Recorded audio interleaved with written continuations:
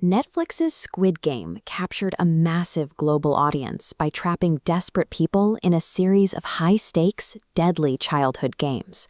But actually bringing that concept into the real world hits an immediate, massive barrier. The core premise requires murdering exactly 455 contestants, making a faithful one-to-one recreation legally and morally impossible. That didn't stop YouTube creator Mr. Beast. He set out to build a perfectly scaled 456-person tournament, stripping out the lethal consequences, but keeping the massive scale. This rising counter tracks the massive stakes used to give the competition genuine weight. 456 real people competing for a life-changing $456,000 cash prize, completely funded by a $3.5 million brand sponsorship. Without the threat of actual death hanging over the room, he had to figure out how to maintain that suffocating tension. He had to master the art of format adaptation. Replicating the show's tension meant engineering that same psychological dread using entirely non-lethal tools. The immediate problem the production team faced was obvious. How do you convince players to panic when they know perfectly well they aren't going to get hurt? They solved this by rigging every single contestant with a wireless device strapped to their chest. When a player is eliminated, it detonates with a loud, sudden snap, mimicking the auditory shock of a gunshot. During red light, green light, this mechanic proved incredibly effective. Players heard the crack of the device and immediately saw their neighbors drop out, replicating the terrifying instant eliminations seen in the television show. The team applied this same logic to Tug of War. Instead of dragging the losing team off a multi-story tower to a fatal drop, the losers are pulled abruptly into a massive pit of foam. By substituting fatal consequences with startling sensory feedback, the production successfully tricked the players' brains into experiencing genuine panic. The stakes feel real because the shock to the nervous system is real. While physical shocks handle the sudden eliminations, the show's deepest tension comes from emotional devastation, most notably in the infamous marbles game. In a reality competition, having strangers eliminate other strangers barely registers.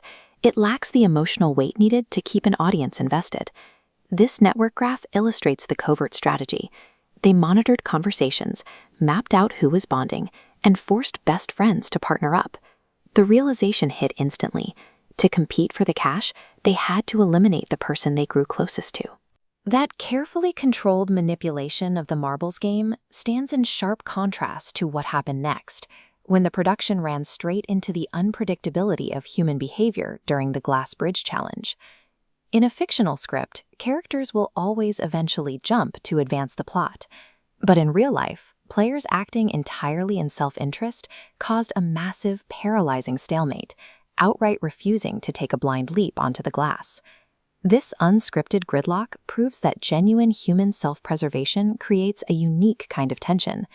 The drama didn't come from the script. It emerged naturally from people terrified of making a wrong move.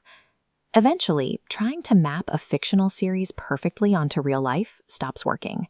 The logistical constraints and the unpredictability of a real crowd inevitably force the rules to bend. The original show thinned its massive cast through a chaotic, violent riot in the dark. To safely reduce the player count here, the creators substituted a highly structured paper flipping game called Dokji. The ultimate deviation arrived at the very end. They completely scrapped the titular Squid Game finale, replacing it with a high-stakes round of musical chairs. The reasoning was purely practical. The American contestants simply didn't know the complex rules to the original Korean playground game, making it impossible to play fairly. A successful format translation requires a deep understanding of its own limitations. The creators knew exactly when to abandon the source text entirely to preserve the actual flow of the competition.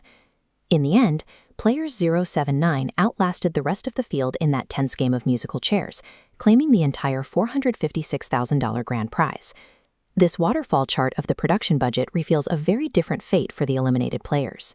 Unlike the Deadly Show, Mr. Beast awarded every single losing contestant $2,000 just for participating, with several accepting $4,000 early buyouts to leave the game voluntarily.